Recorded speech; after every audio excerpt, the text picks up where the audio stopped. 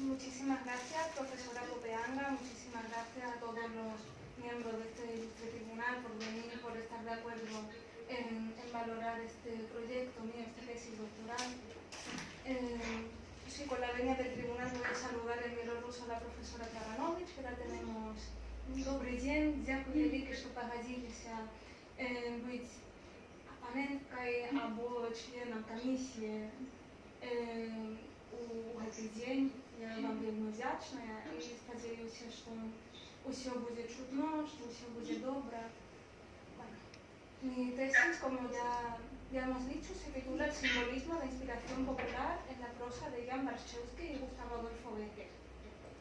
Es una tesis comparativista que toma por primera vez, quizá en la slavística española, si no estoy equivocada, un tema de literatura bielorrusa o belarusa, que es la terminología que he utilizado yo en mi tesis, certificada por la ONU. La literatura belarusa está prácticamente sin estudiar en la slavística española, pero Jan Bartschewski es tan relevante como puede serlo Bécquer para la literatura española. Por lo tanto, yo consideré oportuno tomar la prosa de ambos autores para realizar este estudio, porque pone en perspectiva quizás para un lector español o estudioso de la literatura española cuán importante y cuán influyente fue Jan Bartschewski para Belarus y para el desarrollo de su literatura hasta la época contemporánea.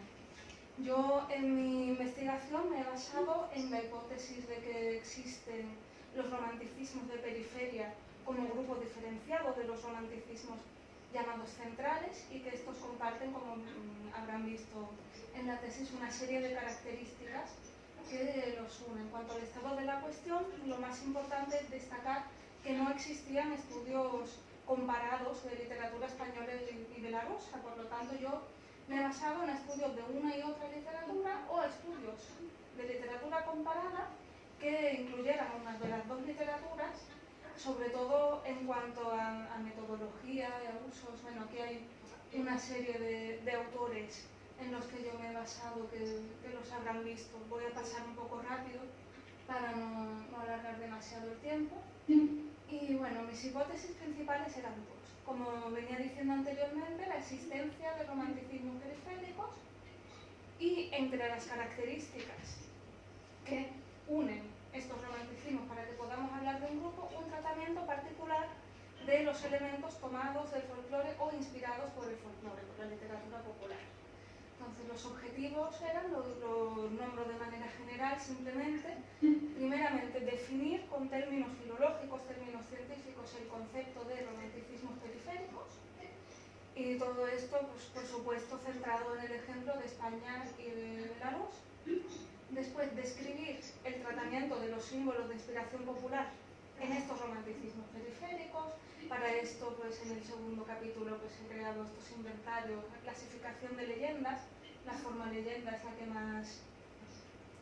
que más ha servido como modelo a estos dos prosaicos románticos, y de símbolos concretos según ya su repetición en las obras analizadas, y comparar directamente la utilización de estos símbolos y la aparición de los mismos primeramente en Beckett y en Warshawski.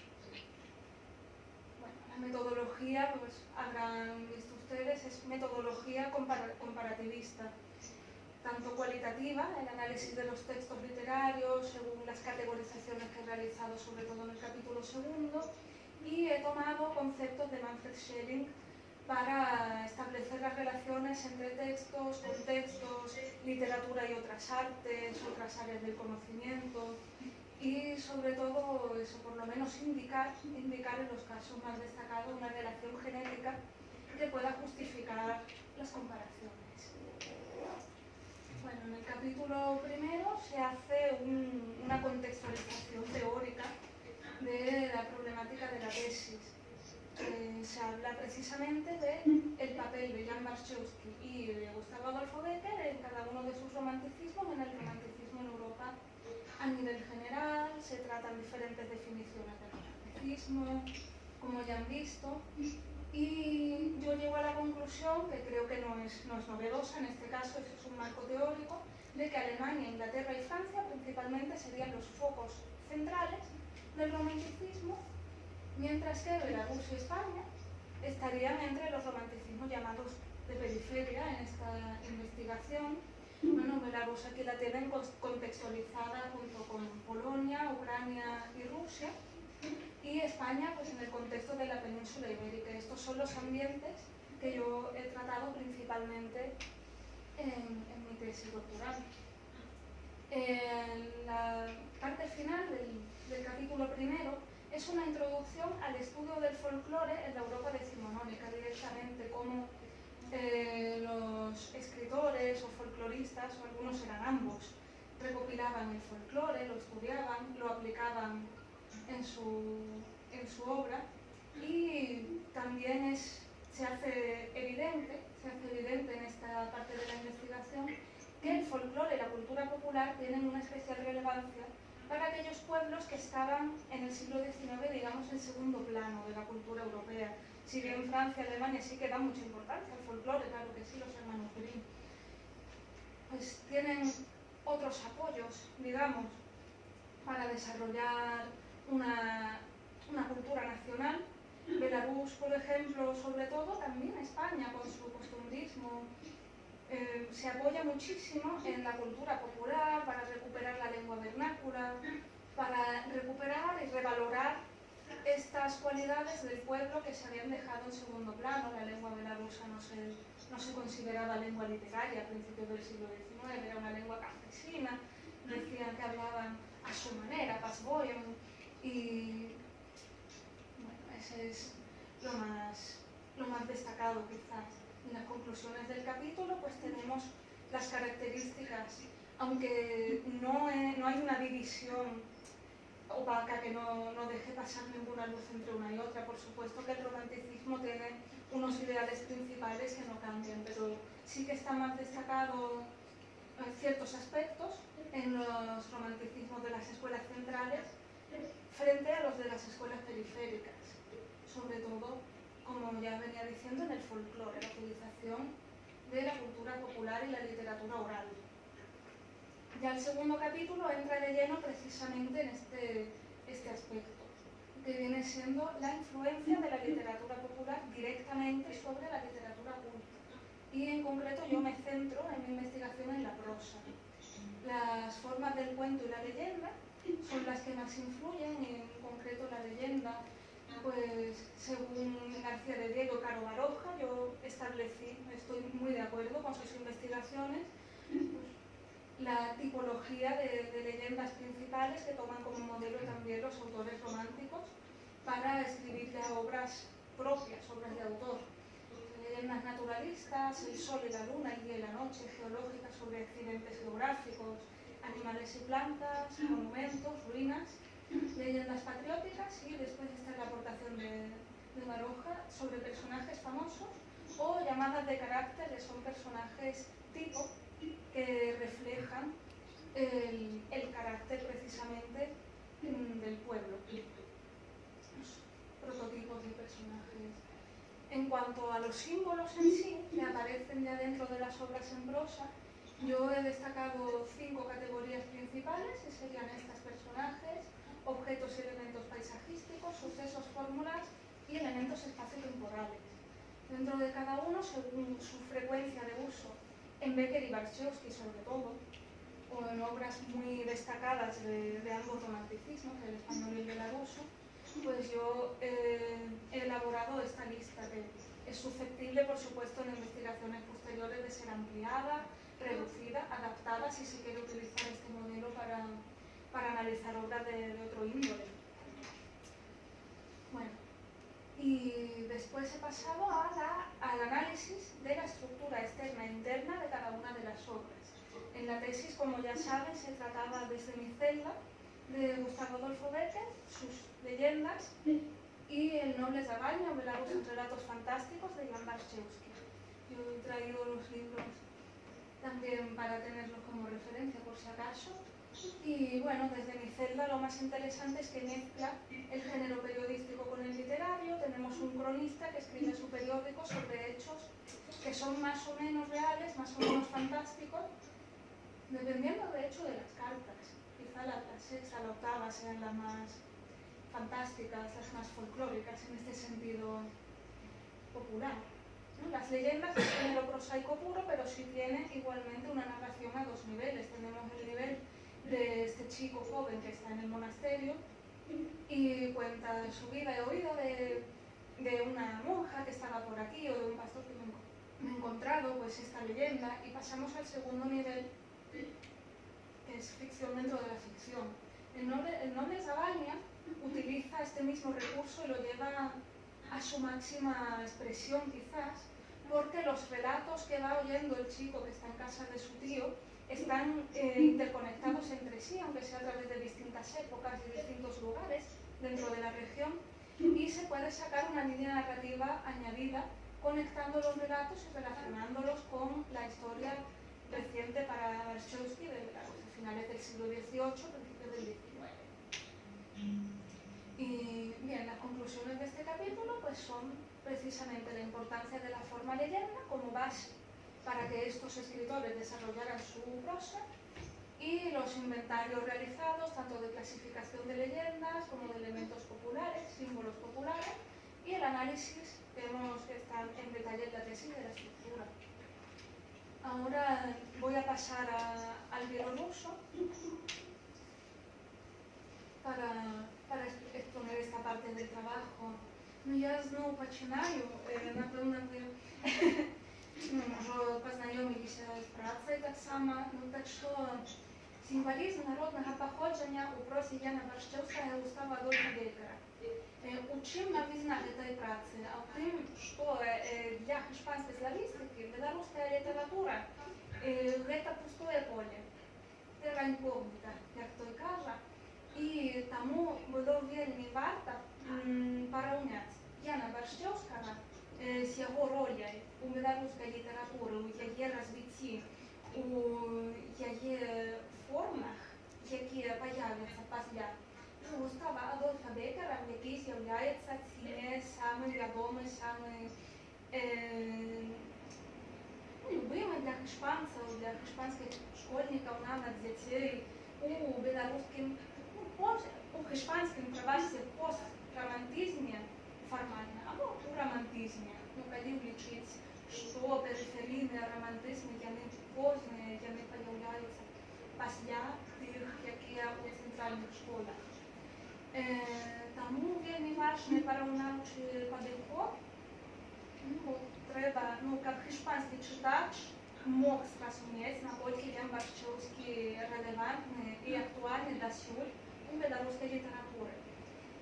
Потым другая, самая вялікая, самая важная ідэя, паняцце, гэта перыферыйныя рамантызмы, па якіх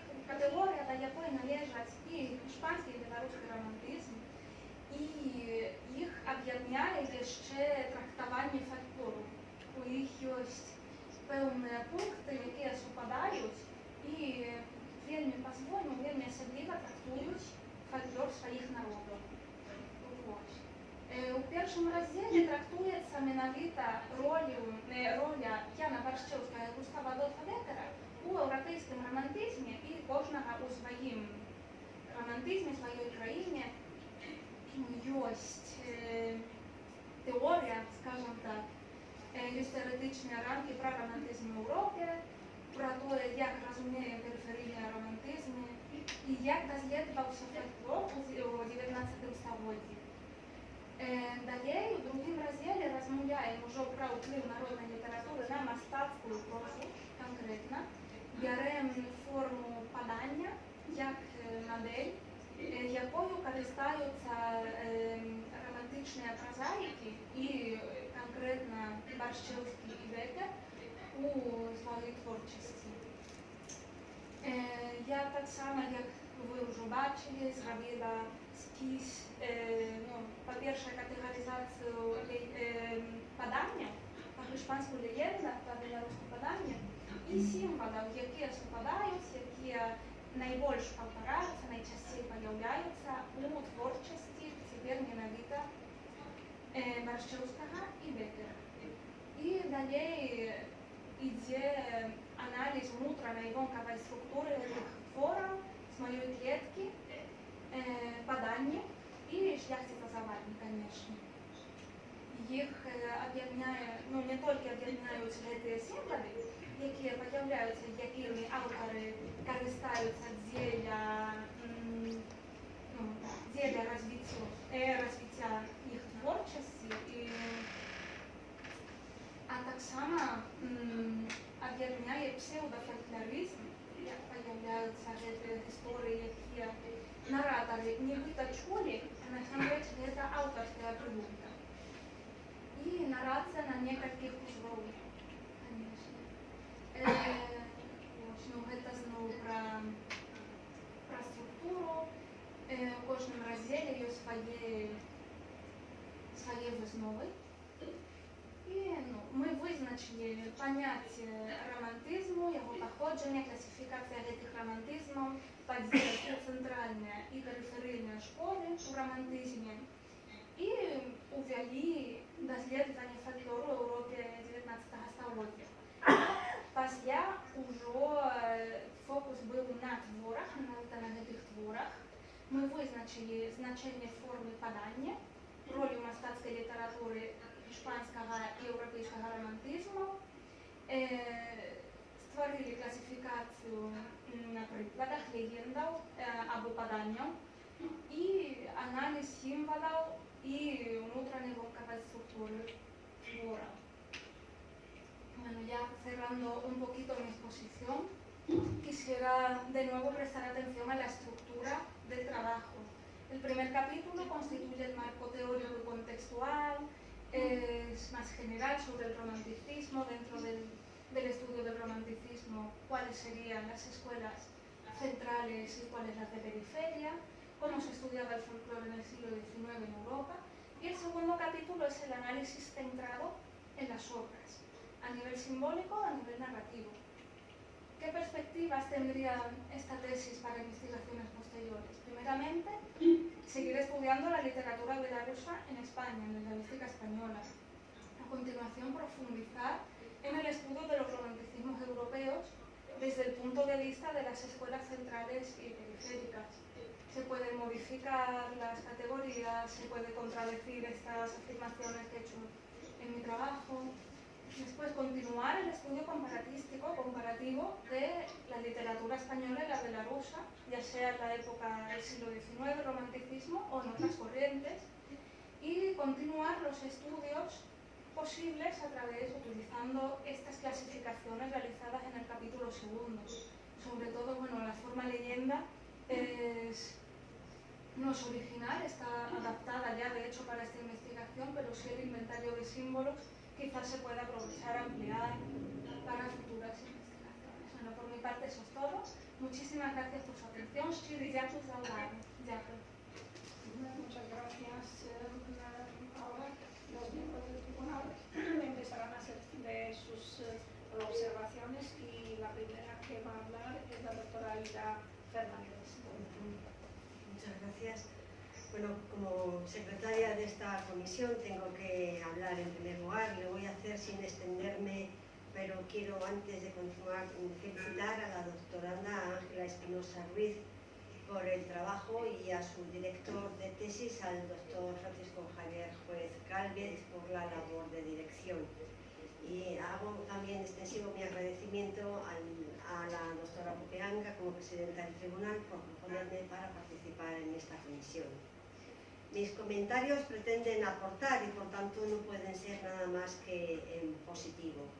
El trabajo de Ángela Espinosa es una magnífica investigación que además se deja leer muy bien y eso se agradece y con gusto, y del que me gustaría comentar algunos aspectos desde mi punto de vista. Es decir, el que se ha ido conformando, ese punto de vista se ha ido conformando a través o después de la docencia de la lengua y de la literatura rusas, y como rusista sí, en primer lugar, pero como eslavista, es decir, para nada desde una postura radical, sino todo lo contrario. Después de haber impartido varios años historia de la lengua rusa, me gusta, en la primera sesión de los cursos de lengua rusa en los que participo como docente, explicar cómo es la situación lingüística y cuáles son los orígenes. Y eso me lleva con mucho gusto a conectar con realidades lingüísticas, culturales y literarias paralelas y hermanas, la belorrusa y la ucraniana. Y en tanto en cuanto además me he encargado de la docencia de una asignatura que se llama Folclore y Tradiciones Eslavas, comprenderán entonces que mi satisfacción y orgullo por participar en este acto es muy grande. Es una investigación, por referencia sé que es una investigación que ha sido prolongada en el tiempo y como resultado entonces el trabajo es amplio y extenso. Formalmente considero que está muy bien estructurado y organizado en 3 bloques de los que ya ha hablado, en donde el primero representa esa introducción metodológica, una segunda parte que se constituye en el desarrollo y cuerpo central del trabajo, dedicado primero a los 2 autores estudiados, que agradecemos infinitamente, puesto que estos trabajos no existen prácticamente, que serían Gustavo Adolfo Bécquer y Jan Warshawski, o en orden inverso, y 3 de las obras más representativas, que son Desde mi celda y las rimas y leyendas de Bécquer y El noble Zavalnya. La continuación es como tercera parte a tratar la influencia de la literatura popular, del folclore en la literatura romántica de creación. Y es este precisamente un capítulo muy extenso que casi se constituye en un estudio independiente y que a lo mejor de cara al futuro pues interesa aislar y por sí mismo profundizar, pero eso ya hablarán ustedes o nosotros todos un poco más adelante. Termina entonces este trabajo con unas conclusiones, anexos, bibliografía, muy bien. Coincido con la doctoranda en las páginas iniciales del trabajo en sus apreciaciones y valoraciones previas de su propia investigación en cuanto al alcance y al significado de la misma. Es un hecho que estamos ante un trabajo de investigación de carácter académico que implica precisamente poner en valor una literatura, lengua y tradiciones ahorilladas y eclipsadas. Implica trasladar el foco de atención a estos elementos como objeto de investigación filológica. Es un acto muy valiente y que tiene un importante componente reivindicativo, tal como yo lo siento. La metodología empleada es, como bien ha dicho usted, contrastiva, comparativa, y la doctoranda utiliza una etiqueta que me ha quedado un poco más clara en su exposición, y es la de la metodología cuantitativa. Eso a lo mejor luego se podría entrar un poquito más en detalle. Quisiera hacer algún comentario de carácter formal a los apartados finales y felicitarla por haber llevado a efecto la idea o la sugerencia, no sé cuál de las dos, de incluir estos anexos finales. Muy interesante me parece ese anexo que pone en contraste las vidas de los 2 autores. Técnicamente es sencillo, no tiene más misterio que contrastar las vidas, pero sin embargo se pone de relieve esa diferencia cronológica a la que usted se refiere en su investigación, es decir, las diferencias cronologías de los dos romanticismos de los que se trata, el belorruso y el español, pero no solamente eso, sino ellos dentro de ese romanticismo periférico, que me encanta esa etiqueta, y el romanticismo central. Del mismo modo, considero que esa conclusión en belorruso es una diferencia académica también de gran emotividad. La bibliografía es plurilingüe, extensa, en la que yo quizá echo de menos en falta más obras de referencia primarias de autores estudiados, ¿no? Más bibliografía de los autores referenciados, y en el caso de las fuentes secundarias, más indicaciones a las obras que se refieren al marco teórico. Después en su exposición ha vuelto a hacer referencia a García de Diego, a Segul, a Baroja, quizá alguno más, pero bueno, esto es una cuestión que es un encaje de un hilar muy fino. Y es este el punto que a mí personalmente me hubiera, y el punto del análisis es el punto que a mí me hubiera gustado, quizá por deformación, ver un poquito más extendido, porque en realidad son poquitas páginas en contraste con todas las demás. Me refiero al apartado que se titula Estructura externa e interna de las obras, ¿verdad? Tal vez se podría haber incluido referencias a obras de filólogos españoles, por ejemplo, a Pozuelo de Bancos, por ejemplo, a Lázaro Carreter. ¿Por qué no alguno de los trabajos de Caida sobre estilística y análisis literario de obras de creación, en los que hay análisis tanto en español como en ruso? ¿Por qué no también, no? En general, sí me gustaría saber qué se pretendía demostrar con estos análisis y para qué. Y terminando, porque no me quería extender, quería volver a reiterar mi enhorabuena a la doctoranda, a Ángela Espinosa Ruiz, por su trabajo y por su valentía de meterse en un terreno que estaba todavía muy sin horadar. Enhorabuena. Muy bien, muchas gracias, doctora Fernández. Y tiene la palabra el doctor Emilio Francisco Blanco Gómez, el doctor Ángel Enrique Díaz Pintado de la Universidad de Granada. O hacemos lo de la profesora. Sí. Es que hay un protocolo, pero a lo mejor lo saltamos y le damos la palabra a la profesora Janina Baranovich, ¿no? No sé si estará... Sí está, vamos, sí está. Sí. ¿Está? Está, entonces Aida, por favor, le das una palabra. Sí.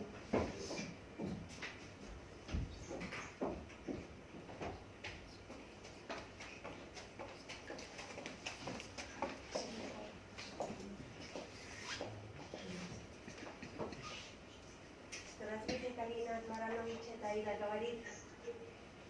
Да, я сейчас, вы уже видели, какая у нас процедура. Значит, я вам даю слово. И мы здесь, потом, смотрите, мы и продолжаем.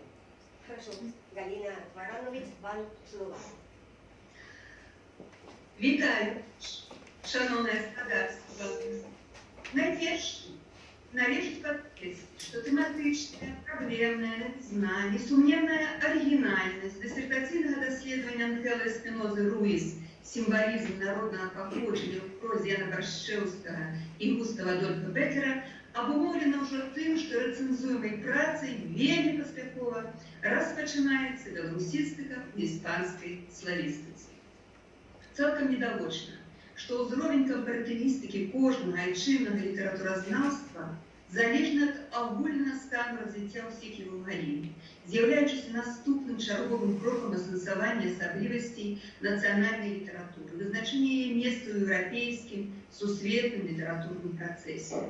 Плённы зварот дысертанткі Руїс да разгляду тыпалагічным, параўнальным ракурсе творчасці Густава Адольфа Беккера і Яна Баршчэўскага прадстаўнікоў іспанскага і беларускага рамантызму стаўся магчымым якраз дзякуючы значным напрацоўкам, кардынальна новаму асэнсаванню у прыватнасці творчасці беларускага пісьменніка, пачынаючы з другой паловы мінулага стагоддзя беларускім літаратуразнаўствам.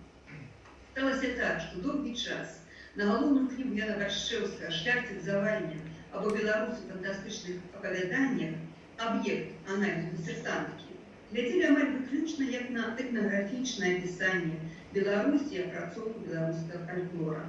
Новы шлях вывучэння творчасці Яна Баршчэўскага быў выказаны Віктарам Каваленкам, які звярнуў увагу на канцэптуальную цэласнасць, алегарычны пласт кнігі «Шляхціц Завальня». Невыпадкова яго светлай памяці прысвяціў адну з першых сваіх кніг на пародзе забытай святыні творчасці Яна Баршчэўскага, Мінск, 2002 год, цяперашні прафесор Варшаўскага універсітэта, адзін з найдасведчаных даследчыкаў беларускай літаратуры 19 стагоддзя Мікола Хаўстовіч.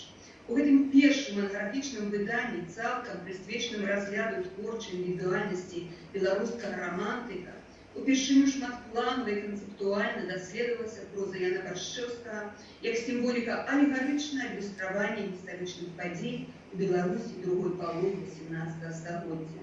На сённяшні дзень Мікола Хаўстовіч з'яўляецца аўтарам шэрагу манаграфій аб новай беларускай літаратуры, застаючыся верным даследаваннем творчай спадчыны Яна Баршчэўскага. Відавочна, што ў асобе прафесара Хаўстовіча спадарня Руіс падчас вучобы ў Варшаўскім універсітэце і праца над дысертацыйным даследаваннем мела надзвычай вопытнага, кампетэнтнага навуковага кіраўніка і кансультанта па беларускай літаратуры. Немагчыма перабольшыць значэнне Яна Баршчэўскага для станаўлення развіцця новай беларускай мастацкай традыцыі ў 19 стагоддзі. Яго кніга «Шляхціц Завальня» сталася таксама значнай вехай на шляхах фарміравання беларускай нацыянальнай свядомасці. А ў сілу задоўжаных складаных сацыяльна-палітычных абставін развіцця беларускай дзяржаўнасці яна, дзякуючы сваёй выразнай канцэптуальнасці, патрыятычнай ангажаванасці, застаецца актуальнай да сённяшняга дня. Тут варта нагадаць, што адной з галоўных задач, якія стаялі перад пачынальнікамі новай беларускай літаратуры, было якраз вяртанне беларускаму народу яго слаўнай мінуўшчыны, абуджэнне гістарычнай памяці, што азначала усведамленне сябе спадчыннікам слаўнай гісторыі і культуры. І найперш спадчыннікам унікальнага плёну беларускай эпохі адраджэння, атрымаўшы вызначэнне залатога веку. Тады, на пачатку 16 стагоддзя, быў здзейснены вялікім беларускім асветнікам Францыскам Скарынам, народжаным у сталіцы першай беларускай дзяржаўнасці Полацку, пераклад на старабеларускую мову святога пісання і выданне ў 1517-19 годах 23 яго кніг. У 16 стагоддзі пабачыла свет зноў жа на старабеларускай мове 3 рэдакцыі статута Вялікага княства Літоўскага, дасканалага юрыдычнага дакумента сярэдневяковай Еўропы. Аднак сталася так, што гэтае плённае культурна-асветніцкае развіццё было перапынена амаль на 1,5 стагоддзі, а беларуская мова з друкаваных старонак сышла пад сялянскія стрэхі. Фарміраванне новай мастацкай традыцыі, вяртанне мовы кніжнага статусу, абуджэнне беларусаў своеасаблівага літаргічнага сну свядомасці адбывалася насуперак сацыяльнаму ціску. У той час, як афіцыйна было забаронена ўжываць сам тэрмін «беларус», Ян Баршчэўскі выносіць гэту назву ў тытул свайго твора, што надае кнізе яшчэ большую нацыянальную афарбоўку. Ён абірае аптымальны на той час спосаб адлюстравання рэчавіснасці, усведамляючы, што менавіта ў народнай творчасці выяўляецца ментальнасць народа, яго архетып. І цалкам апраўдана, што якраз за аналізу «Шляхціц Завальня» гэта знакава як для беларускай літаратуры, так і беларускай свядомасці твора пачынаецца беларусістыка ў іспанскай славістыцы. Відавочна, што ідэйна-эстэтычны патэнцыял галоўнай кнігі Баршчэўскага сутнасна карэспандуе з аналізуемымі ў дысертацыйнай працы творамі Беккера. Зразумела, кампаратывістыка мае на ўвазе выхад за межы ўнутры нацыянальнай перспектывы разгляду, што дае магчымасць спадарні Руіс засяродзіцца на пытаннях, якія не ўздымаліся раней у адпаведным ракурсе беларускімі і іспанскімі літаратуразнаўствамі, чым таксама забяспечваецца бясспрэчная навізна, навуковае значэнне рэцэнзуемай працы ужо для славістики. При адсутнасці теоретычных аналогаў распрацоўкі тэматыкі даследавання Ангела Руіс методологічнай асновай дысертацыі выбірае спалучэнне канкрэтна гістарычнага і параўнальна-крытычнага падыходу з методологіяй якаснага аналізу літаратурных тэкстаў на аснове катэгарызацыі паўтаральных элементаў у разглядаемых творах і параўначай методологіі Матфорда Шмеліна, якая грунтуецца на генетычнай сувязі тэкстаў у параўнанні іх паралельнай канфрантацыі. Такія навуковыя методалагічныя падыходы забяспечваюць навуковую верагоднасць і доказнасць вынікаў сведчаць аб глыбокім асэнсаванні акрэсленых тэм.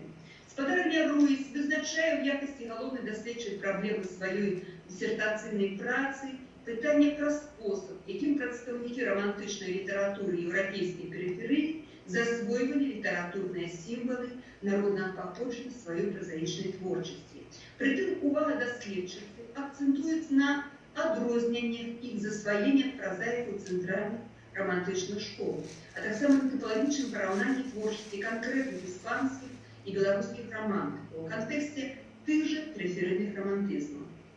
На аснове аналізу твораў з маёй клеткі, паданні Беккера і шляхціцазавання Баршчэўскага дысертантка вырашае тры галоўныя мэты свайго даследавання: акрэсліць значэнне паняцця перыферыйных романтызмаў навуковымі сродкамі, апісаць падыход да сімвалізму народнага паходжання у перыферыйных романтызмах і параўнаць ужыванне сімвалізму народнага паходжання у прозе Беккера і Баршчэўскага. Рэалізацыя галоўнай даследчай праблемы, дасягнення пастаўленых мэт прадугледжвае вырашэнне шэрагу задач, якія паслядоўна, грунтоўна разглядаюцца ў двух раздзелах. Такім чынам, кампазіцыйная арганізацыя, размеркаванне даследчага матэрыялу, адным словам, структура працы уяўляецца цалкам апраўданай. У першым раздзеле свайго дысертацыйнага даследавання спадарня Руіс найперш слушна засяроджваецца на агульных тэарэтычных пытаннях. У прыватнасці разглядаецца рамантызм як культурная з'ява ў духоўным жыцці літаратуры і мастацтве ў еўрапейскім кантэксце. Відавочна, рамантызм з'явіўся сапраўднай культурнай рэвалюцыі, падчас якой сутыкнуліся супярэчлівыя адносіны да традыцыі сучаснасці, да асветніцкага рацыяналізму, да рэвалюцыйнага бунтарства. Асаблівую увагу дысертантка справядліва звяртае на нямецкі рамантызм, які ўзнік у Германіі напрыканцы 18 стагоддзя у адказ на змены, якія вынікалі з французскай рэвалюцыі 1789 года і адлюстроўваў трывогу перад пострэвалюцыйнай будучыняй. Слушна сцвярджаецца, што рамантычныя ідэалы не толькі будуюць новую эстэтыку супрацьлеглых неакласіцызму і асветніцтву, але пранікаюць у кожную галіну культуры і ведаў, ад дакладных навук да музыкі і графічнага мастацтва. Далейшы параўнальны аналіз еўрапейскіх рамантычных школ і твораў, якія ў іх узніклі, дае магчымасць дысертанцыі для высновы аб тым, што Германія, Англія і Францыя мусяць разглядацца як цэнтральныя крыніцы рамантычнага руху. У прыватнасці азначаецца міждысцыплінарны характар рамантычных рухаў, зацікаўленасць цэнтральных романтыкаў сярэднявечным мінулым і фальклорам, асабліва нямецкіх романтыкаў і прадстаўнікоў азёрнай школы ў Англіі. Узнікненне хуткае развіццё гатычнай прозы, якая выводзіцца з Англіі і хутка прымаецца ў Германіі, а затым і ў Францыі, экзальтацыя лірычнага яў паэзіі, урэшце рашучае адмаўленне ад асветніцкага канону.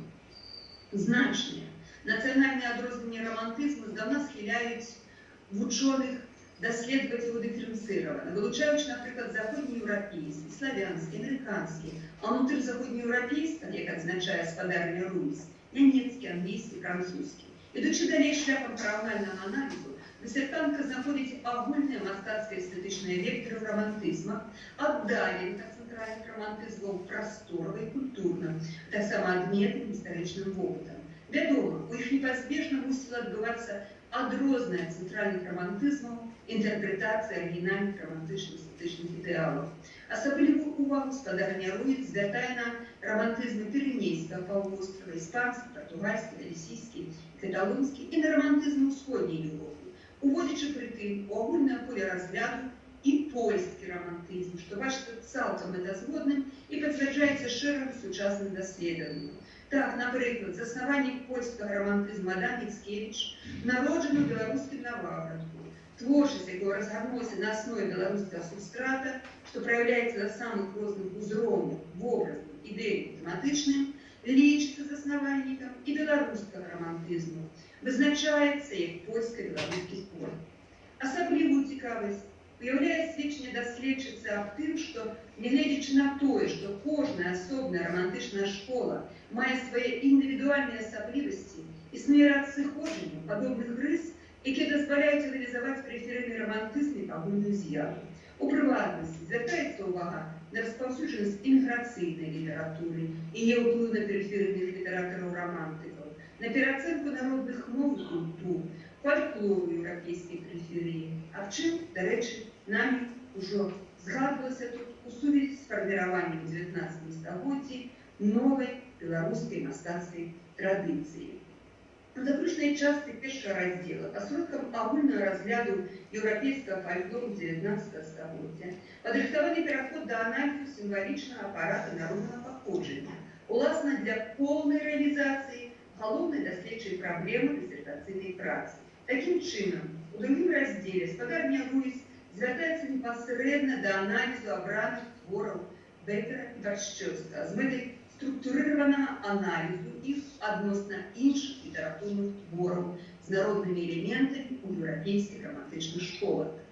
Найперш, тут акрэсліваецца значнасць папулярнага падання як наратыўнай формы рамантычнай прозе, а далей ствараецца сістэматызаваная класіфікацыя розных тыпаў паданняў, якія пераважаюць у еўрапейскім фальклоры. Выдзяляецца 8 выразна адрозненых паміж сабой катэгорый народных літаратурных паданняў. Наступным крокам на основе этой классификации стаецца вызначение и описание кожной категории паданий, уластивых як народной, так и профессийной литературы, с допомогой инвентара, текстов розных типов и рознага походжання. Відавочную навуковую вартасць уяўляе сабой назіранне дысертанткі над функцыянаваннем сімвалічнага апарату ў творчасці романтыкаў, у адаптацыі падання да літаратурнай творчасці, вызначение ее подобенства и адрозненняў падыходах пісьменнікаў да народных элементаў, анализ ужывання нарацыі на двух узроўнях. Як станоўчы факт, трэба адзначыць, што анализ твораў іспанскага і беларускага пісьменнікаў 19 стагоддзя на тэматычным, сімвалічным фармальным узроўнях на працягу ўсёй працы адбываецца ў кантэксце мастацкіх з'яў іншых літаратур і літаратурных перыядаў, што сведчыць, па-першае, аб добрай навуковай падрыхтоўцы спадарні Руіс як кампаратывіста і, па-другое, выяўляе агульны ідэйна-мастацкі патэнцыял разглядаемых твораў.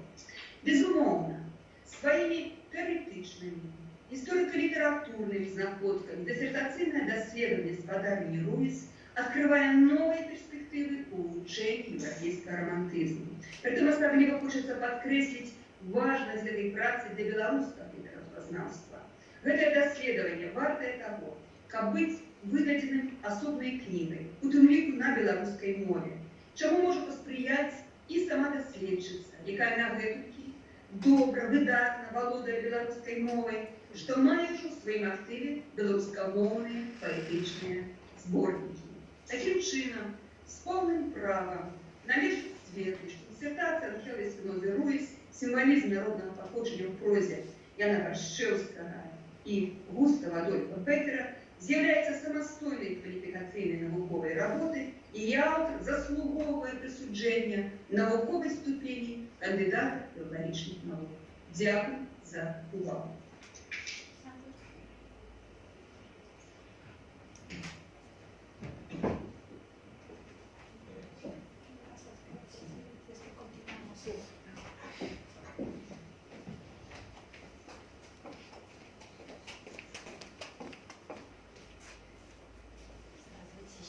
Большое спасибо за выступление. Мы сейчас и продолжаем.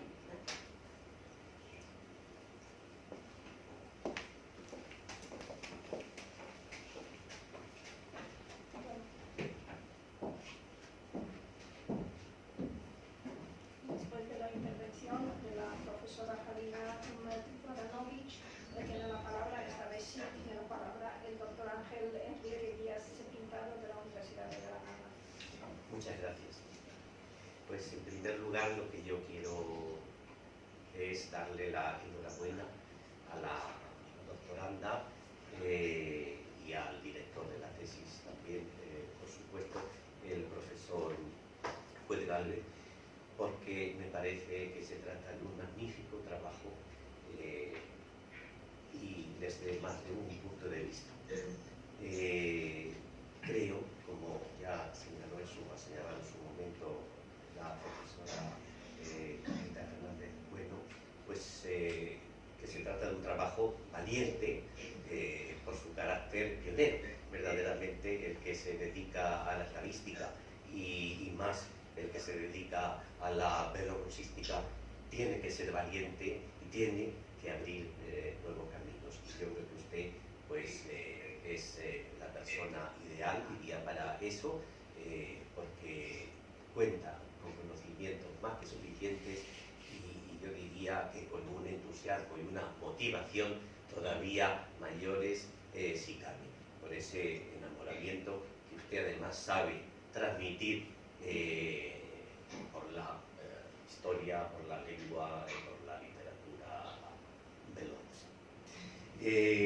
Pienso, sinceramente, puede que esté en un error, pero lo pienso así, que usted podría haber hecho una tesis sin salir estrictamente del territorio eslavo, como hizo usted en su momento su trabajo de fin de grado, tratando sobre el bilingüismo en tres autores, el bilingüismo polaco, bielorruso en Rimsha, Daszewski y Kukuba.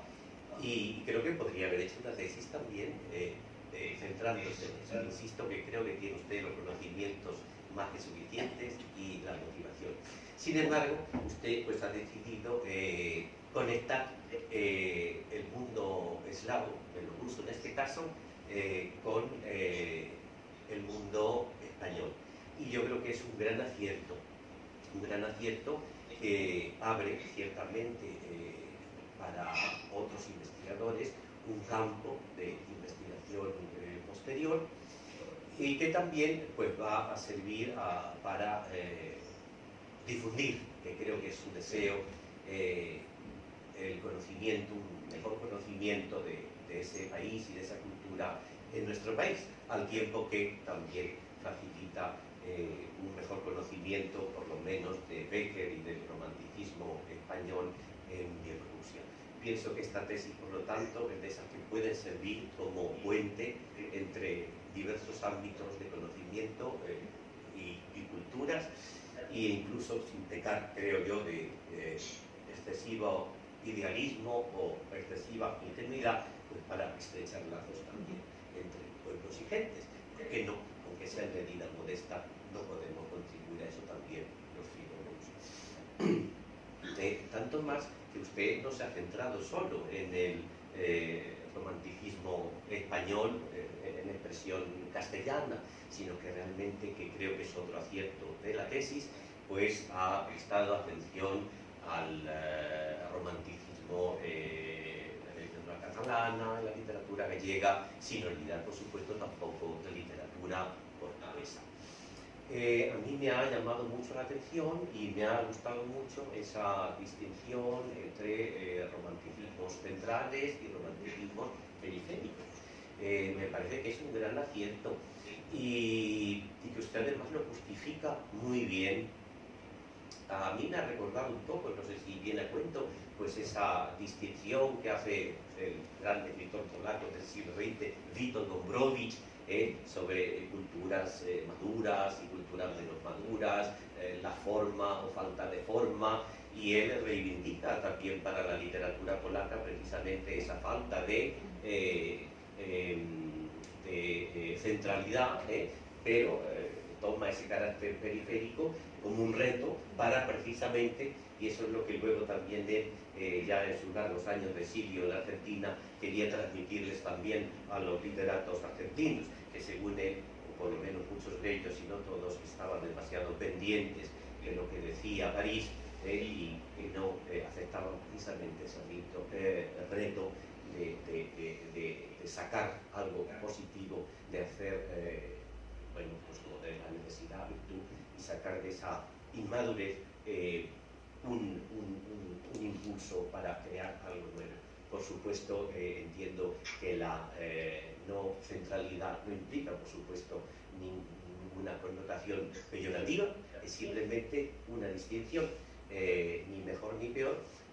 Si acaso, si queremos, puede que haya un pequeño desfase cronológico, pero simplemente, si yo lo he entendido mal, pues esos romanticismos periféricos pues constituyen otras tantas modulaciones, por así decirlo, de esa tonalidad general del romanticismo marcado en principio por los romanticismos centrales.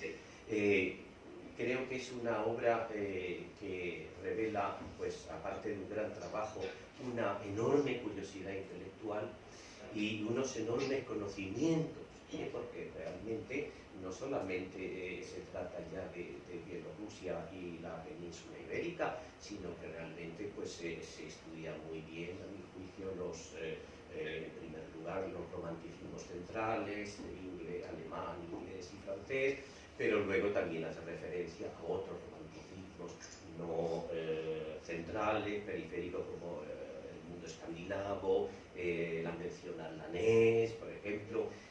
Pero es que no hay más todavía, también nos salimos ya fuera de Europa y nos vamos a América, tanto la del norte como la hispánica, e incluso a Asia, con la China y con el Japón. A mí me ha llamado mucho la atención, por ejemplo, cuando usted a la hora de estudiar los símbolos, son objetos y elementos paisajísticos y naturales, y concretamente de las partes encantadas del cuerpo, pues antes de pasar a Barshevsky con esos cabellos que se convierten como sanguijuelas que corren en el agua, y luego a Becker los ojos y las manos, pues usted se detiene en la nariz y hace referencia indudablemente pues a la nariz de Gogol, pero también a la nariz de un escritor japonés, de Akutagawa, y verdaderamente, pues, por cierto, que por la lectura de su currículum tengo entendido que está usted embarcada en el estudio de la lengua japonesa. Verdaderamente, si llega usted a dominarla como me consta que domina el polaco, va a ser cosa de admirar. Bien, pues eso la verdad es que me ha llamado mucho la atención. Y a mí, como simple lector, pues me ha enriquecido, porque la nariz, bueno, la leía hace tiempo de Gogol, pero curiosamente, casualidad, pero es así, antes del verano había sacado yo de la biblioteca de Granada unos cuentos de Akutagawa, y digo, anda, pues esta nariz tendrá que ver algo con la de Gogol, y usted nos ha dado ahí unas claves que se entiende basándose en el folclore, efectivamente.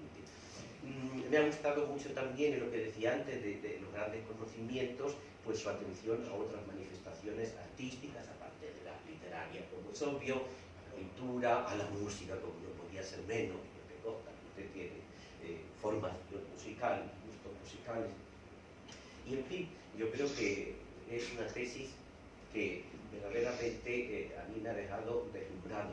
Estoy muy de acuerdo, desde luego, con mi distinguida colega, la profesora Fernández Bueno, que esa sección central, cuando usted estudia las leyendas con la clasificación de don Vicente García de Diego y don Julio Caro Baroja, y luego los símbolos, hasta esos 52 símbolos, usted mismo creo que en un momento dice que es, digamos, la parte donde está el peso de su análisis, y es como si eso efectivamente pudiera constituir, tiene vida propia verdaderamente. No pierde usted en ningún momento de vista a sus autores, a Barshevsky y a Becker, pero ahí pues realmente hace una contextualización muy amplia, verdaderamente es como de las leyendas y los símbolos, pero en la literatura mundial, del universo mundo. Verdaderamente pues impresiona. Yo ya termino. Ponerle algún pero a su tesis, pues de contenido yo no le pongo ninguno, ni soy quien tampoco, porque me parece magnífica. De forma, pues casi tampoco. Sí es verdad, y yo he ido anotando que y he visto que en algunas defensas de tesis algún miembro del tribunal se ofrecía, tengo localizadas las erratas, si quiere luego se las paso para que usted, porque habrá que darle de cara a una posible publicación, porque hago mío desde luego los deseos de la profesora Franovich de que esto se publique, tanto allí como aquí, puesto que a ambas orillas les puede resultar interesante.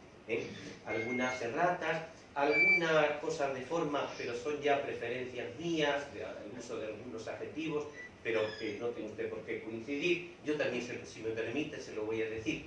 Y considero también un aspecto interesante la enorme labor de traducción que usted ha hecho de muy diversas lenguas, puesto que ha evidentemente manejado las fuentes originales de su bibliografía, inglés, francés, alemán, portugués, etcétera, aparte de ruso y polaco, como es obvio, y luego da su traducción. Creo que no dice en ningún momento, resulta obvio que son suyas, pero a lo mejor una notita de decir, mientras no se indique lo contrario, todas las traducciones son nuestras o algo así. Y ya está. Lo dice. Yo creía decir, Pues que no lo digo, entonces no he dicho nada, Es que me pareció que no... Dejaré quizá más claro, ¿no? Para que aparezca quizá un par de veces. Puede que haya sido un despiste bien, porque me dio la sensación, y anoche, sinceramente lo busqué otra vez, pero vamos, es obvio que, porque luego en la bibliografía se ve que usted ha manejado las ediciones en lengua original, y es evidente que las traducciones lógicamente son suyas, pero en fin, que es por decir algo. Las erratas y algunas observaciones de estilo, yo se las paso a usted por si le sirve de algo. Y solo, ya termino, que estoy de acuerdo que esta tesis, como usted dice, como dice la profesora Franovich y la profesora Fernández Bueno, pues abre evidentemente un campo para posteriores investigaciones, pero aparte de esa labor universitaria para el ámbito universitario o investigaciones para investigadores o futuros investigadores, que como una labor, digamos, que tenemos que hacer adintra, diría yo, si me permiten el latinazo, pues creo que hay una labor, sobre todo para usted y para los que se dedican o nos dedicamos a lenguas exóticas o raras, una labor, digamos, ad extra, pensando incluso en un público más amplio. Y yo le quería preguntar si no ha pensado usted en traducir el noble Zavalnya al español. Y yo sueño verdaderamente con una buena edición de esa obra en español, una buena traducción que usted hará, estoy seguro, con una buena introducción y con unas buenas notas. Y yo creo que eso podría encontrar más de un lector interesado, fuera ya del ámbito estrictamente académico investigativo.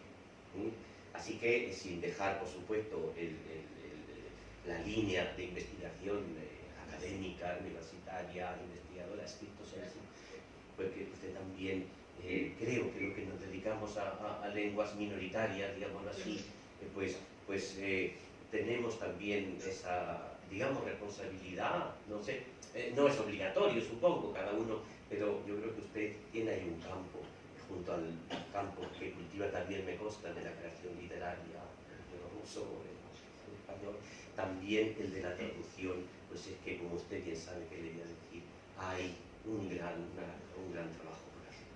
Pues reiterarle mi más sincera enhorabuena, mi admiración y mi gratitud por este trabajo, reiterársela a su director de tesis, el profesor Galvez, y agradecerle muy sinceramente, no sé quién ha sido el responsable último, el que me hayan tenido en cuenta como miembro de este tribunal.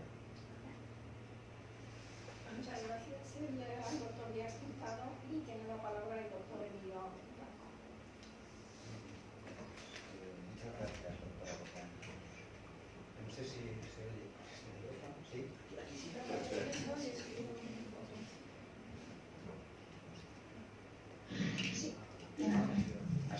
Ahora sí. Bueno, más que nada es para que se me pueda oír desde tan lejos. Bueno, yo quería agradecer a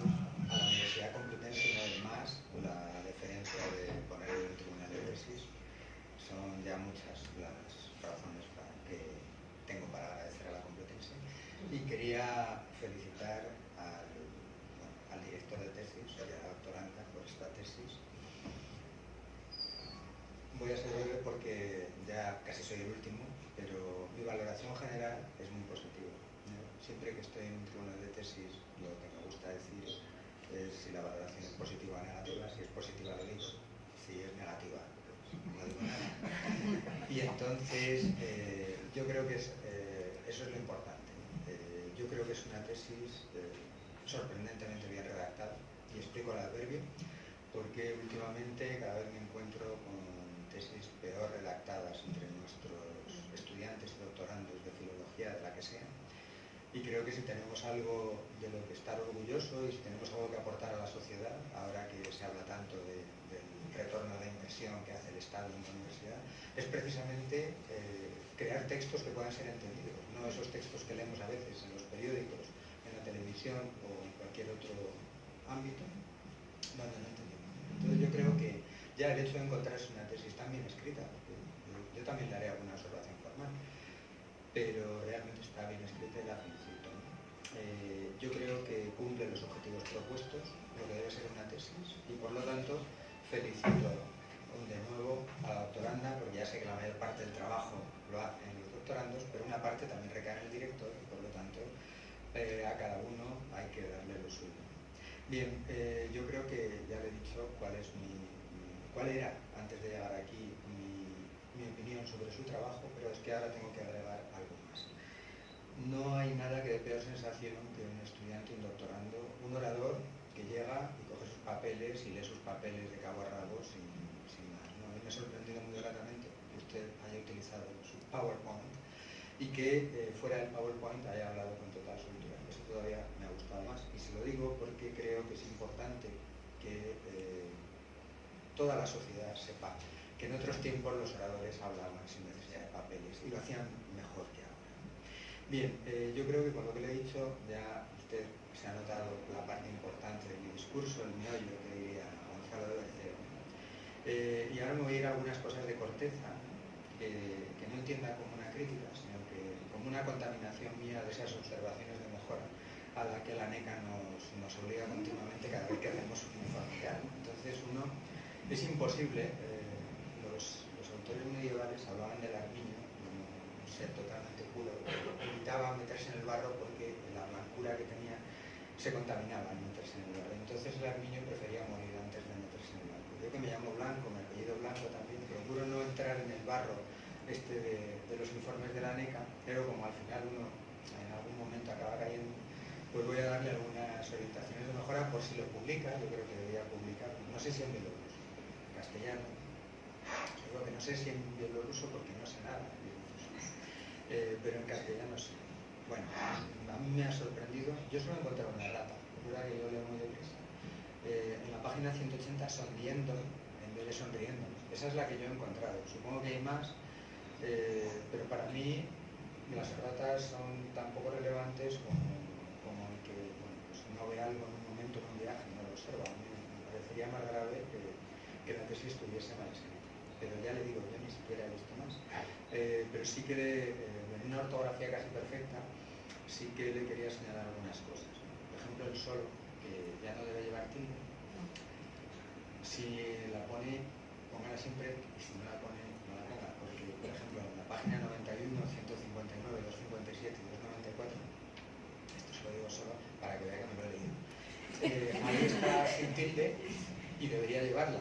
Y lo mismo con los demostrativos. Los demostrativos lo mejor es ya no acentuarlos, porque ya desde el 2010, con esa reforma con la que no estoy nada de acuerdo, pero que cumplo como buen funcionario, pues creo que debía eliminarlos todas las tildes.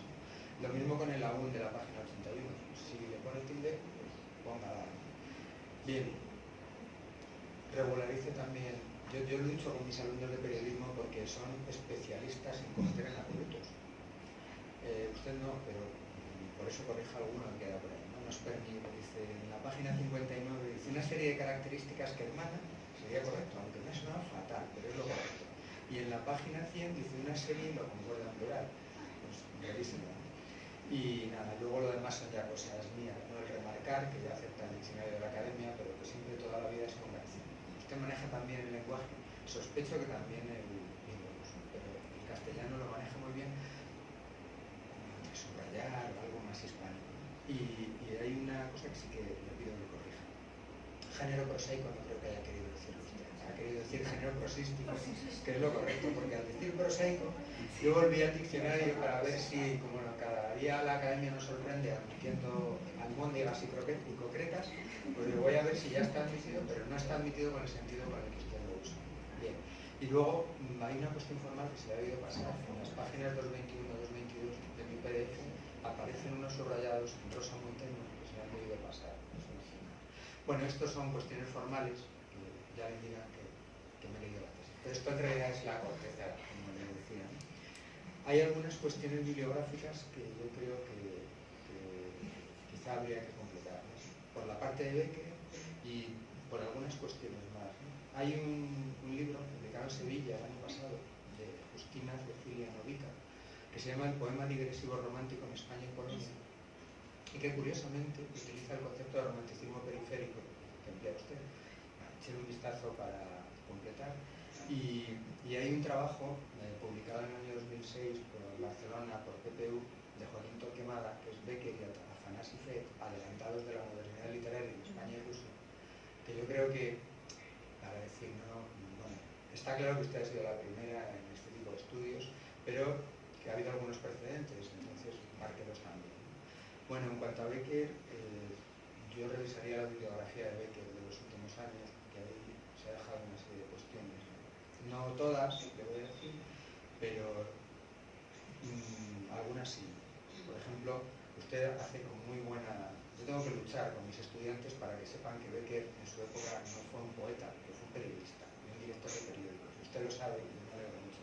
Pero hay un libro publicado por Pilar Paloma, profesora en esta facultad, que es Becker periodista. Ahí tiene trabajos que le van a resultar muy interesantes, como en el libro de Elena Proy de 2010, de lo nórdico y lo meridional en las leyendas de Becker, o el de Boceta Jiménez, Ruinas, cementerios y monumentos en las leyendas de Becker, o el de Efraín Garza, las leyendas de Becker y su aproximación al simbolismo francés. En fin, revise eso porque es bastante fácil, tiene casi toda la Biblioteca Nacional. Yo trabajo y no tiene que ir muy lejos, ¿no? Y bueno, algunas cuestiones que le interesaría, yo creo, perfilar más a la hora de hablar de Becker. Mírese la introducción de Luis Caparrós a la edición de Becker de las rimas en el Cervantes, donde hay una serie de cuestiones últimas, no sé el año, porque ser publicación digital debe ser de 2005, pero ahí hay una serie de cuestiones que reconducen la vida de Becker y que le van a permitir explicar algunas cosas que usted menciona en la tesis, ¿no? Como la menciona Toledo, Sevilla y Soria, que se explican por cuestiones meramente personales y familiares de Becker. Su primera mujer era de Soria y a partir de ahí, pues, continuamente pues, la aparición de Soria. Bueno, luego volveré a Becker en alguna cosilla más, aspectos de detalle, ¿no? Pero hay unas cuestiones de contenido también que a mí me habría gustado ver un poco más perfiladas, ¿no? Por ejemplo, la caracterización del romanticismo en general, yo coincido con la apreciación del doctor Díaz Pintado, pero yo no estoy de acuerdo, pero yo reconozco que esta cuestión es polémica. Es lo mismo que el Renacimiento. Cuando hablamos del Renacimiento, durante mucho tiempo nos hemos creído que el Renacimiento era cuando tiramos una piedra en un estanque que cae en una serie de ondas concéntricas, la teoría de la difusión, y hoy estamos más en que hay una serie de poligénesis renacentista en varios lugares y que según las condiciones socioculturales de cada país, pues el Renacimiento surge en unas formas distintas. No podía surgir igual en Italia, un país que no está estructurado y de una serie de principados y cortes, que en un país que está luchando casi todavía por quitarse encima a unos invasores, como es España. Tampoco podía ser igual al otro lado, hacia el este, y desde luego no podía ser igual en Inglaterra, o en Francia, o en Alemania. Eso, bueno, pues yo creo que pasa algo parecido en el romanticismo. Se ha desplazado el foco cultural, está claro, hacia Alemania, ya no está en Italia, pero usted se ha dejado influir mucho por Beller, por la tesis de Beller. Yo no veo tan claro lo de poner el 18 y el 19. Yo soy más, supongo que habéis visto el libro de Abrams, El espejo y la lámpara, que corta radicalmente.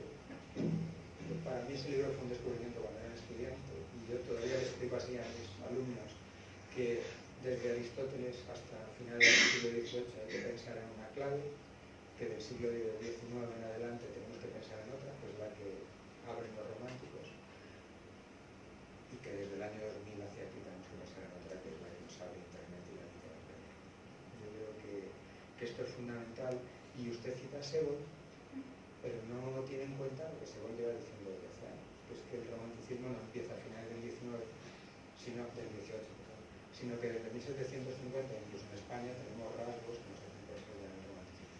Yo revisaría eso, sobre todo porque la última crítica sobre el romanticismo va por ahí. Pero como le digo, son cuestiones de detalle, incluso de teorías, que nos aceptamos y otros no. Pero sí que estaría bien que lo vea. Sobre todo porque yo me plantearía menos la oposición que usted ve en Becker en algunos de los síntomas. Por ejemplo, usted cita el trabajo de Becker prefolclorista, Rubén Benítez, del año 70, pero Rubén Benítez tiene un trabajo posterior del año 2005, que es un libro, Becker y la tradición de la lírica popular, que le explicaría mucho, tanto para Becker, sospecho que también para su otro autor. Bien, como ve, no voy a extenderme mucho más, pero el entusiasmo que muestro cuando hablo de su trabajo le puede dar idea de lo que me ha interesado y de lo interesante y lo fructífero que ha sido su lectura. Si yo lo publicase esto, quizá me plantearía adelgazar el inventario de motivos, es decir, aquellos motivos que no aparecen en los dos autores, al ser una tesis comparatista, yo lo dejaría de lado. Por ejemplo, en algunos solo comentaba que los cuadros, la escultura de la iglesia catedral, y en otros solo Barszewski, el extraño, el hechicero de... Yo quizá me centraría más en los que son comunes y profundizaría algo más en esos motivos, me alargaría más, ¿no? Pero esto, como le digo, también es una cuestión personal. Un consejo, no cita a Garcilaso. No cita a Garcilaso porque para los románticos Garcilaso le gustaba mucho a los del 18. Y aquí procedemos, pues ya saben cómo somos los españoles, todos los calvos, pues a lo que le gusta a los románticos son los barrocos. No pueden con el equilibrio de un Garcilaso, con la simetría de un Garcilaso. Con el renacentismo puro de un Garcilaso, un romántico no puede. Les gusta más las locuras calderonianas, barrocas totalmente, ni siquiera los manieristas. Entonces, no sé, yo ahí me extraña un poco ver a Garcilaso. Y lo mismo le diría lo de Luciano, ¿no? Con el escepticismo. Hay toda una historia del escepticismo en el Renacimiento que tampoco creo que tenga mucho que ver, pero quizá me lo plantearía de otra manera. Si quiere, algún día quedamos y lo hablamos. Y luego lo del miedo, también lo compara con algún elemento anterior. Yo creo que una de las aportaciones del romanticismo a toda la cultura contemporánea es precisamente el miedo. Porque el miedo a partir del romanticismo es mucho más miedo que el miedo que tenían los anteriores al romanticismo. Porque el miedo previo al romanticismo es un miedo injustificado, es un miedo ante lo desconocido. Pero justo antes del romanticismo ha surgido toda la base de las ciencias modernas. Entonces hay miedos que se han logrado dejar de lado. Por lo tanto, cuando hay un miedo después del 19, es un miedo doble. Porque lo que ya nos hemos explicado científicamente ya nos lo da miedo. Y lo que no podemos explicar científicamente nos da mucho más miedo porque no se puede explicar. Por eso todos los escritores del romanticismo todavía los seguimos leyendo y todavía nos sigue dando pánico cuando los leemos. Y no nos da miedo leer a don Juan Manuel o leer un auto calderoniano, por ejemplo. Son cosas que se me han ido ocurriendo a lo largo de la lectura. Hay algunas cuestiones de detalle que le decía antes, y con esto ya termino. Usted alude a la muerte de Becker por tuberculosis. Usted conoce la otra versión que es la... Bueno, esto le decía que vea el trabajo de Caparrós porque está ahí todo explicado. Becker conoce a Casta Esteban porque va a tratarse una enfermedad venérea.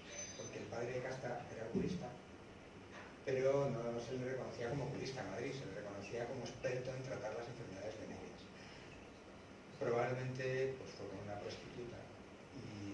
está en la rima 79, una mujer me ha envenenado el alma, otra mujer me ha envenenado el cuerpo.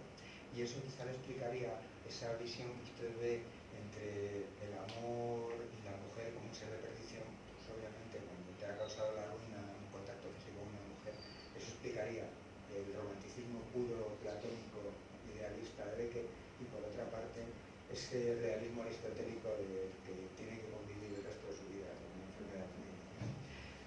Bueno, ya sé que son cosas que no se hablan habitualmente en sitios públicos, pero creo que también se nos ha ocultado la historia real de la literatura muchas veces. Bien, hay algunas cosillas más, ¿no? Que hay un volumen colectivo sobre magia y brujas publicado hace 4 o 5 años, que toda la magia antigua la tiene ahí, y sobre el bandolero, aparte de lo que usted cita, hay un volumen de Edad de Oro que también le puede venir bien para esto. Bueno, como ve, yo me estaría hablando un par de horas de esta tesis, me ha gustado mucho, me ha interesado mucho, y en definitiva, pues lo que le he dicho, lo importante era lo del comienzo. Todo esto son minucias que a los que nos gusta la filología y disfrutamos con este tipo de lecturas, pues nos sugiere un diálogo, porque en definitiva usted se ha pasado, como hemos hecho todos, años de su vida encerrada escribiendo, y hoy es su día para hablar de estas cosas, y yo creo que efectivamente hay que hablarlas. Me he pasado el tiempo que se me había asignado, pero lo que le he dicho son observaciones generales, tal vez sin demasiado valor, pero que no deben empañar el juicio positivo, muy positivo, de su trabajo doctoral. Gracias, doctor Blanco. Y bueno, ya me queda a mí y a cerrar este acto. Y bueno, pues empiezo, como todos mis compañeros, felicitando a la doctoranda, y prefiero hacerlo, se me oye, ¿verdad? Sin micrófono. Felicitando a la doctoranda y al director de la tesis por, digamos, por la valentía, por abordar un tema bastante poco común, y también, pues, de alguna manera, en lo que toca al programa de doctorado, aceptar el tema, porque es que toca un poco también a lo que somos nosotros en el programa de doctorado. Es bueno que de vez en cuando se rompan los moldes, y en lugar de hacer, pues, siempre lo que es literatura postmoderna, casi siempre, pues que nos volvamos un poco hacia lo que es el siglo XIX, en este caso. Cierto es que yo creo que le he dicho a Ángela al comienzo, cuando me dijo quiero hacer este trabajo, digo, mira, Beckett está muy trillado. Digo, cuidado, porque ahí hay mucho. Y de hecho, pues el doctor Blanco le ha hecho también digamos, las observaciones en este sentido. Sin embargo, bien, pues estamos ante un trabajo ya pues sólido, un trabajo que merece, digamos, todos los parabienes. Es un trabajo que se lee muy bien, y eso lo hemos dicho todos, y esto es de agradecer, porque hay algunos que son difíciles de leer, para no decir de tragar, y bueno, pues, pues sí, son trabajos difíciles, y en este caso se ha leído, yo lo he leído además con especial agrado, porque evidentemente, porque, digamos, por mi cercanía, no tanto con el mundo bielorruso, sino con el mundo eslavo y el mundo balcánico, pues he comprendido bien muchas cosas que a lo mejor pueden parecer más lejanas a alguien que no las conoce. Ahora, dicho todo esto, hay, como siempre, hay algunas preguntas, algunas observaciones, pero todo esto lo digo especialmente para que en algún momento, si quiere publicarlo, que matice, para que no queden flecos, ¿no? Bien, yo lo que quisiera revisar, quisiera, a lo mejor, a mí yo revisaría esto, claro, cada uno es dueño de su trabajo. Está vacilando un poco entre lo que es folclore y literatura popular.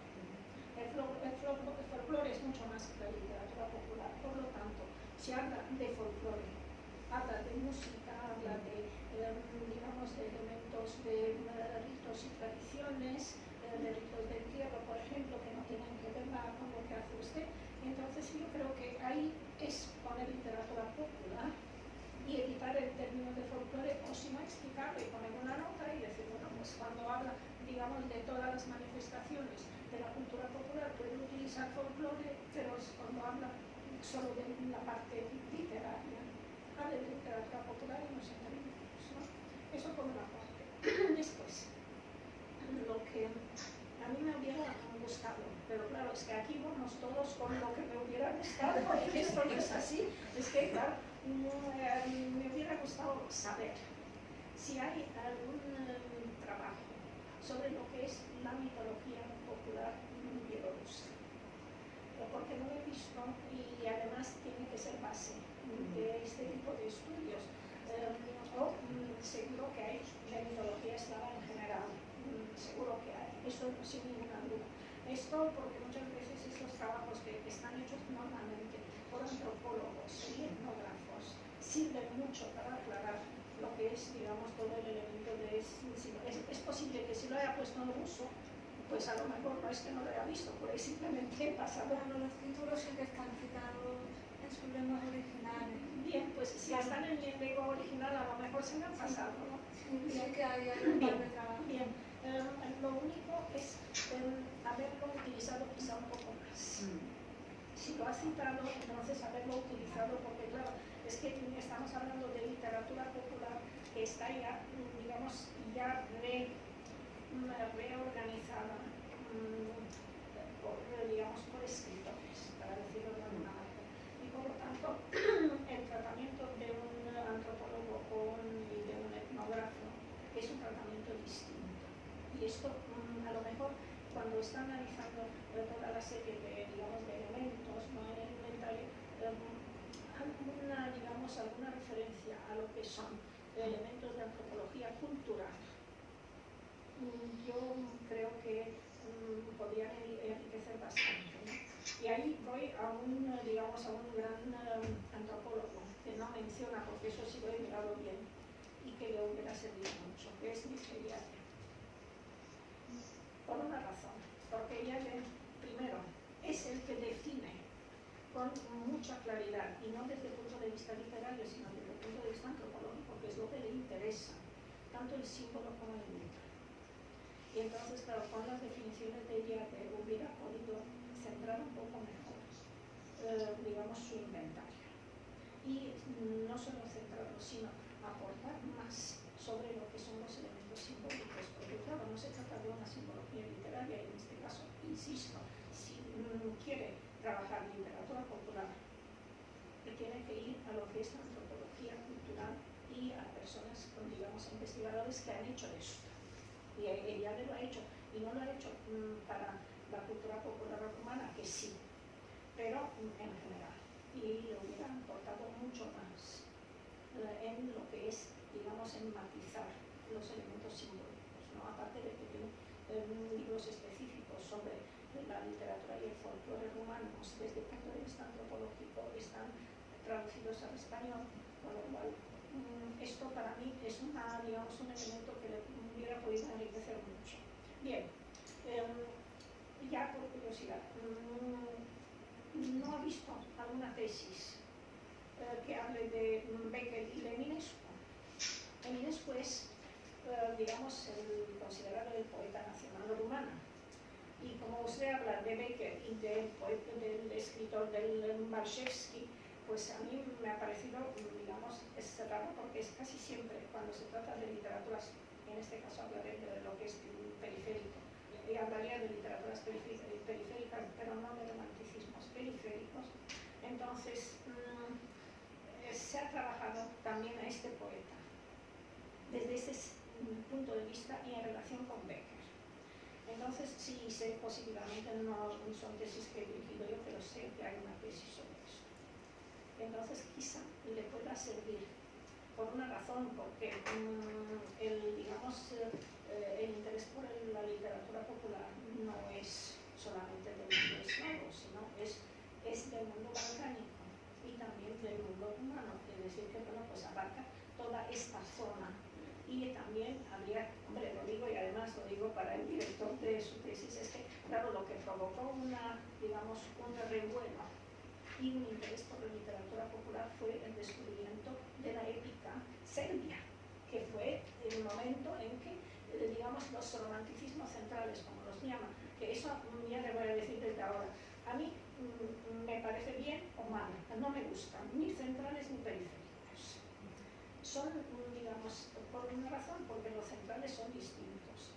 El francés no se puede comparar con el alemán, el inglés hasta cierto punto, con lo cual no meterlos en el mismo cajón con el título. Es que esto de central y periférico lo utilizamos para la lingüística. En la lingüística románica decimos portugués y rumano, lenguas periféricas. ¿Por qué? Porque están en la periferia de la Romaña, pero no por otra razón. Por lo tanto, para un movimiento que ya el romanticismo es mucho más que una corriente, para un movimiento cultural de esta envergadura, utilizar un central y periférico, sí, pero explicarlo más, si quiere, y si no, pues yo pura y simplemente utilizaría el romanticismo sin más, dándole, digamos, los matices propios de cada, digamos, de cada país, porque no se puede englobar en periférico el de los bielorrusos, el polaco, el búlgaro, el rumano, que son todos periféricos, pero no son iguales. Y el francés y el alemán están así. Entonces yo para esto, es que son textos, como decía Emilio, ¿no? El doctor Blanco, algunos textos son antiguos, como el de Abrams, ¿no? Pero yo le diría, mire, es un texto que a mí me ha servido como alumna, con lo cual imagínese, pero es fundamental y clarísimo, que es un texto de Fantiguer sobre el romanticismo. Es una especie de panorama del romanticismo europeo muy clarito, hecho a la francesa, y no sé si está traducido eso también. Y después, para todo lo que es la implicación, digamos, del elemento fantástico, hay un libro también muy, vamos, yo diría que muy bonito, muy interesante, que es el de Albert Beguin sobre el sueño, que también son, sí, es que son elementos básicos para entender el romanticismo de alguna manera, ¿no? Bien, y ahora lo que le voy a decir es que el capítulo que el estudio de la literatura popular en el romanticismo europeo, el estudio en la Europa romántica, o lo amplía, si no, es poquito, porque es la Europa romántica y después estamos con la península ibérica y con el mundo eslavo, pero tampoco el mundo eslavo entero, el polaco y el bielorruso. Entonces, claro, por quitar la Europa romántica y centrar un poco, le vale el capítulo, si no, pues no me vale a mí, ¿entiende? Porque es demasiada Europa romántica para lo que es el capítulo, ¿no?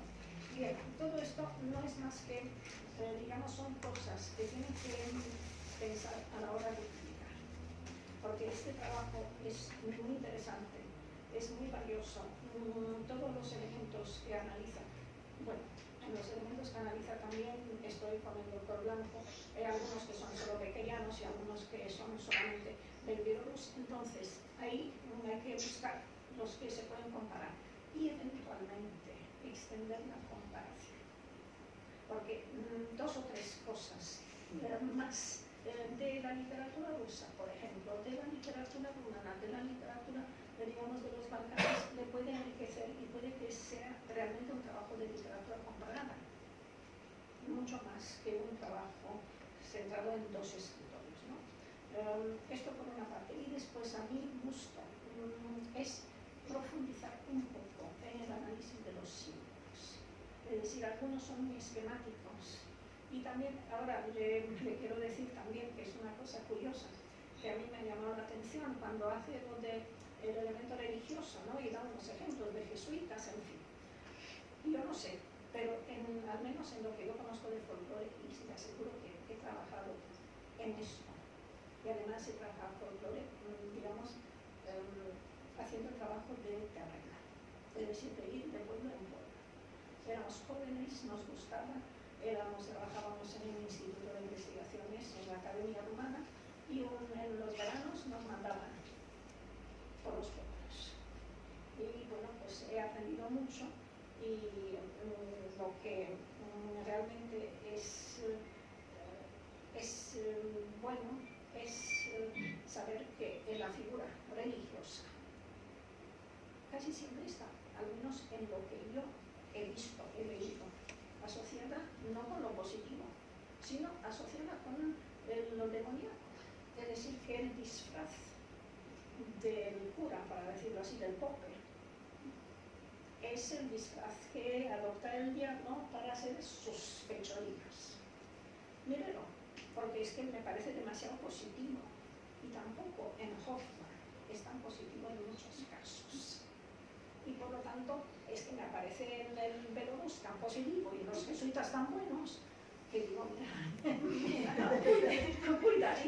cuidadito, porque yo he leído más y no me casa todo esto. Es decir, lo que es, digamos, es bueno es empezar a matizar y buscar y comparar, porque le puede enriquecer mucho el trabajo y el inventario de elementos simbólicos se puede convertir realmente de por sí en un libro, dejando de lado las consideraciones académicas, lo que es el romanticismo, hasta dónde, que si es central, que si es solamente hacer, digamos, un análisis temático de las leyendas y después un inventario, pero ya con un análisis más fino de los símbolos, le puede llevarle a un buen libro.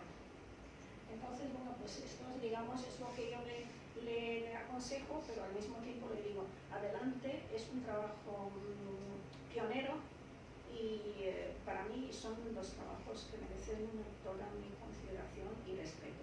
Así que muchas gracias por el trabajo y felicitaciones a los dos, al director y a la doctora Ana.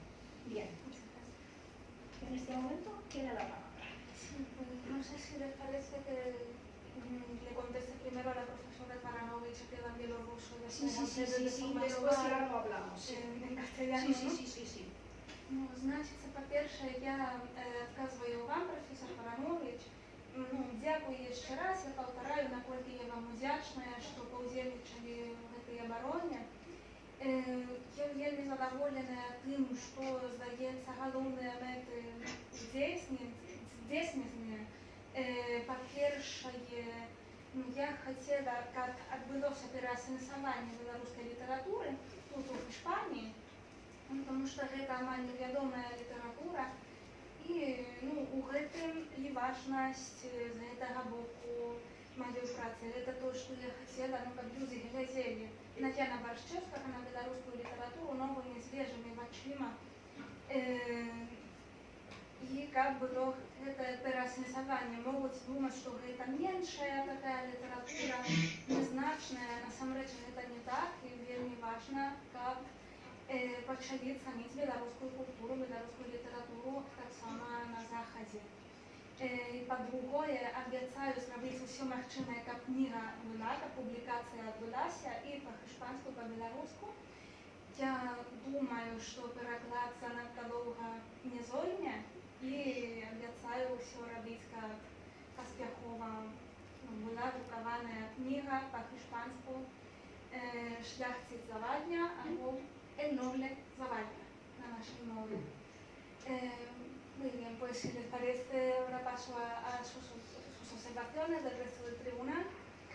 En primer lugar, sí, reiterar que efectivamente una parte importante de la intencionalidad de este trabajo era hermanar literaturas, hermanar culturas, pueblos y reivindicar desde luego el valor de la cultura belarusa, que no se conoce casi en España, es algo nuevo, y puesto en contraste con Becker y con el romanticismo español, pues podemos darle quizá el valor que yo considero que merece. Después, en cuanto al texto para publicación, desde luego que sí que tendré muy en cuenta sus consideraciones para pulir, depurar esos pequeños o grandes errores. En cuanto a bibliografía, por supuesto que sí, estoy de acuerdo, he tomado nota de todos los autores que me han dicho, pero al menos lo he intentado, luego comprobaré quizá en otro momento con ustedes la ortografía de algunos apellidos que no conocía, tengo que reconocer que no estaba al tanto. Claro, para una tesis doctoral el trabajo es limitado, el espacio, pues claro, si yo quería centrarme quizá en estos símbolos, hay partes que se han quedado cortas. A mí me hubiera gustado muchísimo ampliar algunos símbolos, la parte de las estructuras, el estudio del folclore, claro, el folclorismo es interesantísimo, sus comienzos en el siglo XIX. Las cuestiones teóricas, claro, bueno, yo he tomado esta postura pero por supuesto que habrá y debe haber trabajos que sean contrarios a mi visión de estas particiones de los romanticismos, las escuelas. Quizá yo, a lo largo de mis investigaciones, que por supuesto planeo continuar, cambie de opinión. Desde luego, me encantaría ampliarlo, seguiré trabajando sobre este texto y sobre otros textos, siguiendo quizá un poco el modelo que he intentado establecer en mi tesis. ¿Qué más puedo decir? Pues eso, la tesis de Minescu no la conozco, pero Échale un vistazo. la leeré desde luego con muchísimo gusto y creo que no queda nada más. Extender la comparación es una idea excelente que yo también había pensado tomar otros autores, quizá ya algo posteriores. He pensado, tengo ideas para artículos sobre principios del siglo XX, que empieza en Bielorrusia la generación de Nashanima, alrededor de un periódico también. Sirve para ilustrar al pueblo, tiene ese objetivo. Y se traduce como nuestro campo, de hecho, la Shaniva, nuestro campo. Y hay una generación interesante, incluso quizá comparable con las generaciones del 98, del 27, está en medio, cronológicamente también, 1910, más o menos. Así que, desde luego que continuaré investigando y a la hora de publicar pues tendré muy en cuenta esos consejos. Muchísimas gracias. Vale, pues muchas gracias. Si alguna de los miembros del tribunal tiene algo que añadir. Bueno, es el momento de dar la palabra a los doctores de la sala. Si hay algún doctor en la sala que quiera intervenir, ahora es el momento. Muchísimas gracias por cederme la palabra como doctor presente en la sala y director de trabajo recién presentado. Bueno, es mi deber, pero deber que desempeño con mucho gusto, agradecer al tribunal, a la presidenta también en su calidad de coordinadora del programa o ex-coordinadora del programa de estudios literarios hasta hace semanas, por todo el apoyo, al tribunal por la buena voluntad, la buena exposición, dijéramos teórica y luego práctica, con esas lecturas tan detalladas del trabajo de la doctoranda y por sus atinadas y constructivas observaciones que van a mejorar la fase siguiente del trabajo antes de la publicación deseada en ambos países, por lo que me consta, desde luego en el otro y en este también. Ha quedado ya, por supuesto, las felicitaciones a la doctoranda por su trabajo, que se ha reconocido ya por los diferentes miembros del tribunal como una aportación fundamental y fundacional a los estudios de la filología bielorrusa, paradójicamente en los momentos en que la filología eslava ya no existe académicamente en España, y también, por desgracia, en el momento en que existía nunca se entendía, por motivos a veces internos que no citaré, y que fuera una filología eslava integral. Siempre la filología eslava que hacía en trocitos, la filología francesa. En fin, muchas gracias otra vez. Bien que дякую пані Галина Lasho, y no hay nada más que hablar. Muchísimas gracias. Muchas gracias, doctor. Pues, bien, esta es la primera fase y por lo tanto en este momento se cierra la defensa pública y el tribunal se queda para deliberar. Así que muchas gracias a todos y bueno, hay que esperar.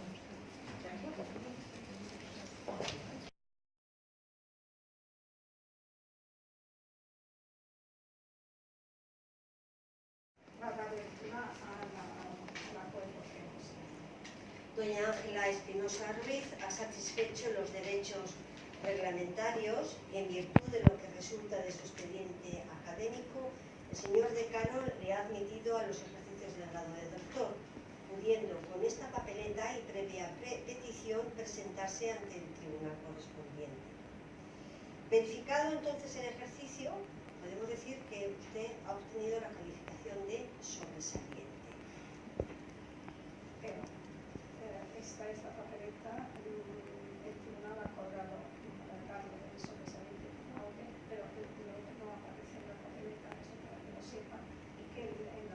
ya hay procedimiento posterior. Vale, muy bien, y enhorabuena.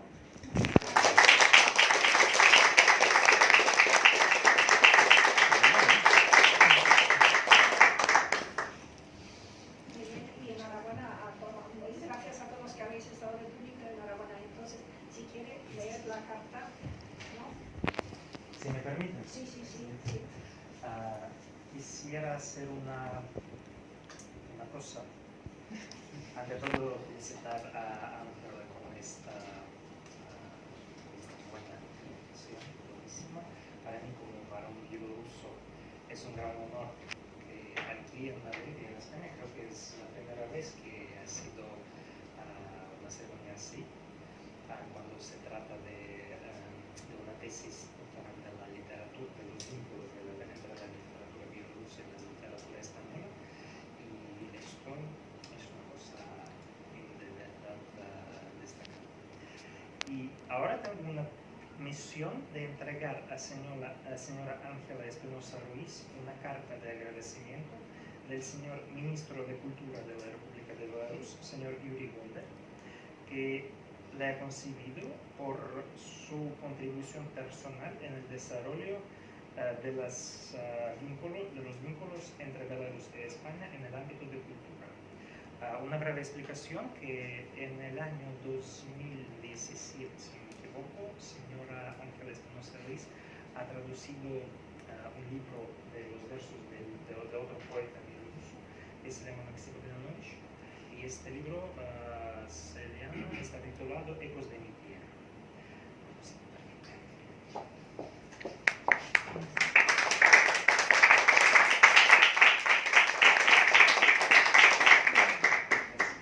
Gracias.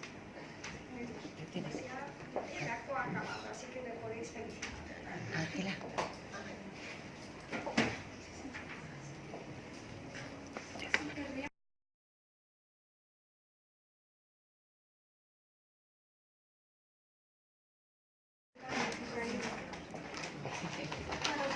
Precisamente hablábamos del libro de Maxim Benanovich y yo me he permitido regalarle la edición que sacamos aquí en Madrid para que pueda conocer un poquito más la literatura bielorrusa. Este es un poquito los escritores del principio del siglo XX. Muchas gracias. Muy bonita edición. Creo que ya tiene el libro, así que... Como se trata de intercambio de regalos.